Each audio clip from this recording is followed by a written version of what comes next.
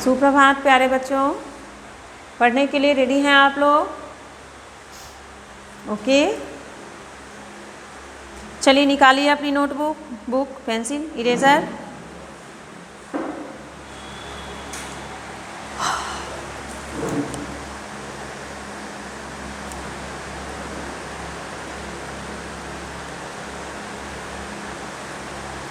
निकल गया? आपका क्लास है वर्ग एलकेजी, विषय हिंदी। ठीक है, पढ़ना है वर्णों से शब्द बनाएं। तो आप लोगों ने पिछले क्लास में या, र, ल, व, श, श, स, ह इन वर्णों से शब्द बनाया और इसके बारे में जाना। आज हम 6 वर्ण से पढ़ेंगे क्या होता है। ठीक है ना?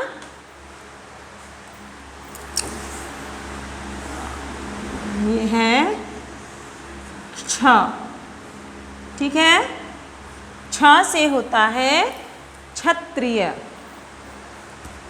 ठीक है बच्चों, 6 से क्षत्रिय।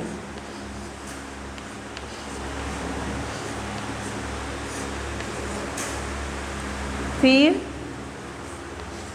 6 से क्षमा।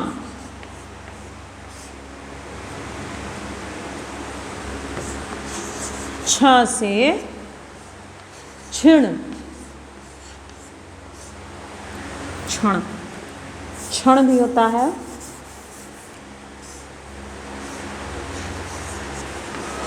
क्षण। 6 से क्षत्रिय, 6 से क्षमा, 6 से क्षण। फिर से पढ़िए, क्या है? 6 से क्षत्रिय, 6 से क्षमा, 6 से क्षण। क्या होता है क्षत्रिय? 6 से क्षत्रिय वीर बलवान, देश की रक्षा उसकी शान। क्षत्रिय जो होता है वो वीर बलवान होता है और वो क्या करता है? देश की रक्षा। देश की रक्षा करना ही वो अपनी शान और अपना कर्तव्य समझता है। चलिए, अब है 6 से क्षमा। क्षमा मतलब माफ़ी। जब हम कोई गलती करते हैं तो सॉरी बोलते हैं ना, या फिर माफ़ी मांगते हैं, क्षमा मांगते हैं, इन्हीं को बोला जाता है क्षमा, अपनी गलतियों को मानना। फिर 6 से क्षण। क्षण मतलब एक समय होता है जिसे हम बहुत ही कम, 1 सेकेंड या उससे भी कम कहा जाए।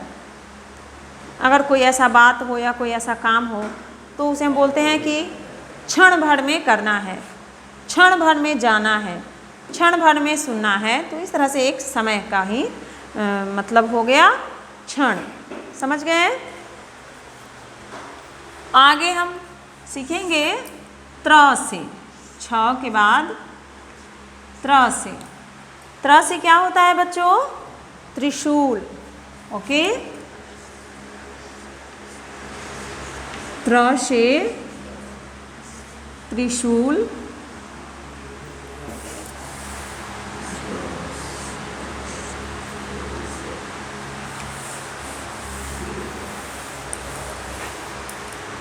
त्र से त्रिशूल, त्र से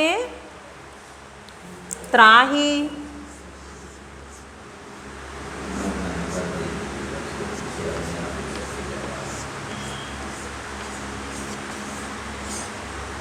त्र से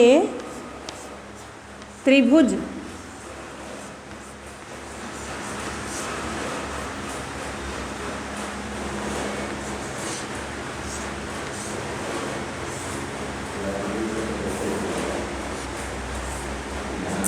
त्र से त्रिभुज,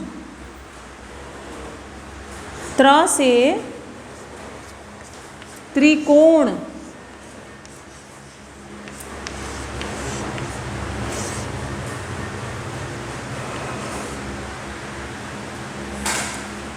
ठीक है।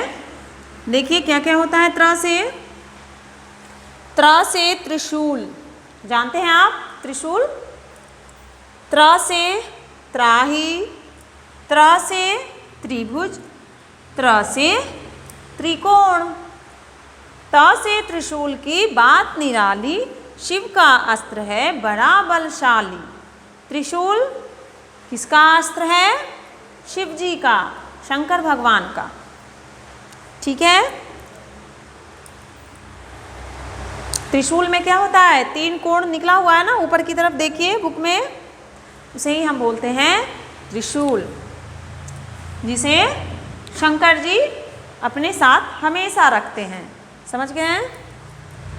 त्र से त्राही, त्राही मतलब कहीं भी कुछ होता है, शोर शराबा, कुछ बुरा होता है, जैसे अभी हमारे देश में बहुत ही भयानक महामारी चली हुई है, कोरोना वायरस, उसे हम क्या कहेंगे? सारे लोग ग्रसित हैं, बीमारी से परेशान हैं, तो उसे ही बोला जाएगा कि देश में त्राही मची हुई है। ठीक है, इसका अर्थ यही होता है। जब कहीं बुरा होता है तो उसे हम कहते हैं कि त्राही, तबाही, परेशानी, ये हुआ।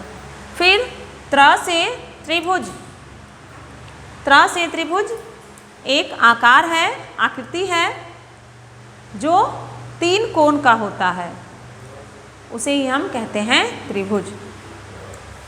फिर त्र से त्रिकोण, त्रिकोण भी वही हुआ जिसके 3 कोण होते हैं। किसी भी वस्तु में 3 कोण होते हैं तो उसे हम त्रिकोण बोलते हैं। अब आइए हम त्र के बाद पढ़ेंगे ज्ञ से। ठीक है बच्चों, ज्ञ से देखिए क्या क्या होता है।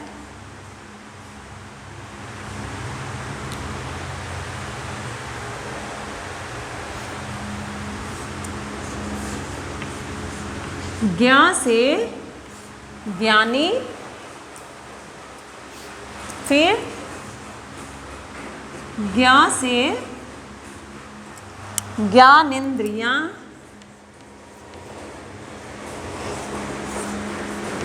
ज्ञानेंद्रियां,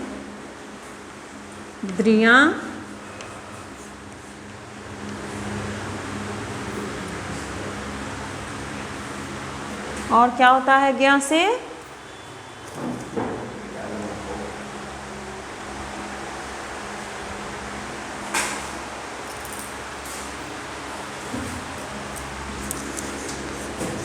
ज्ञ से ज्ञान। ठीक है।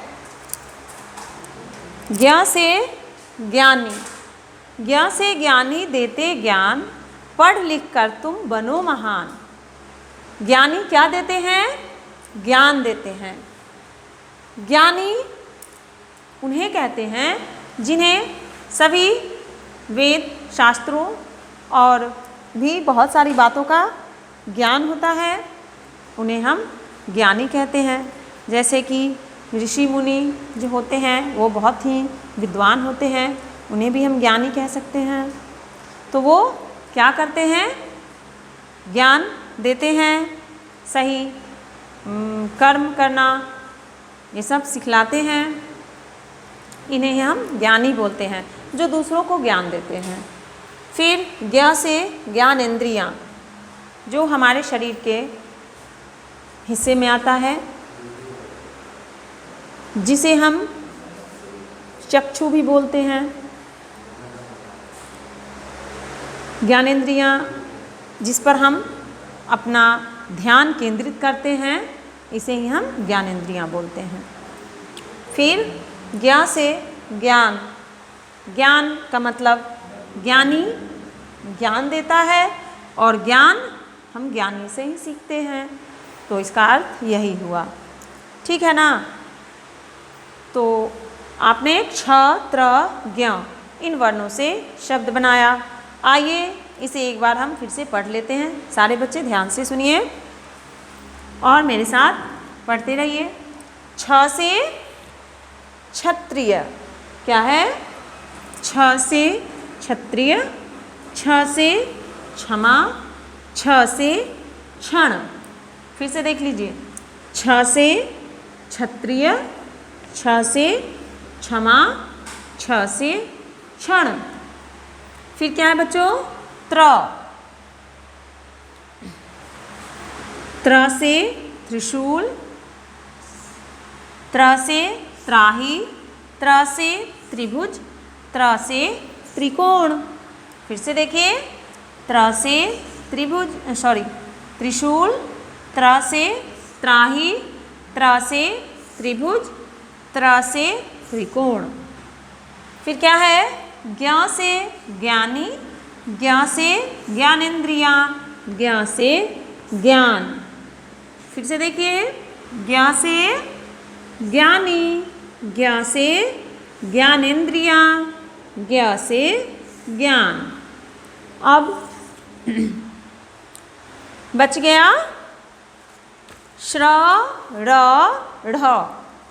ये जो है इन वर्णों से हम बनाएंगे। तो श्र से होता है श्रमिक। ठीक है बच्चों, श्र से श्रमिक किसे बोलते हैं, जो श्रम करता है, मेहनत करता है, अपना कर्म करता है, उसे हम बोलते हैं श्रमिक। फिर श्र से और भी होता है श्राप, श्र से श्राप। श्राप का मतलब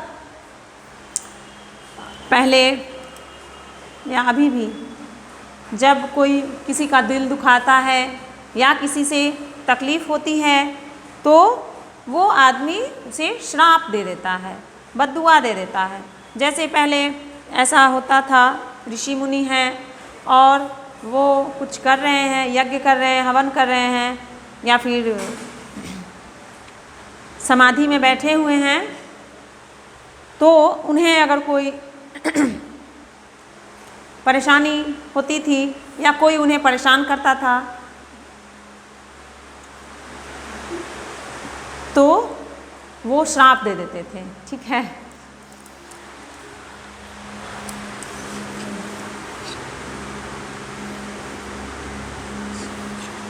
श्र से श्रवण।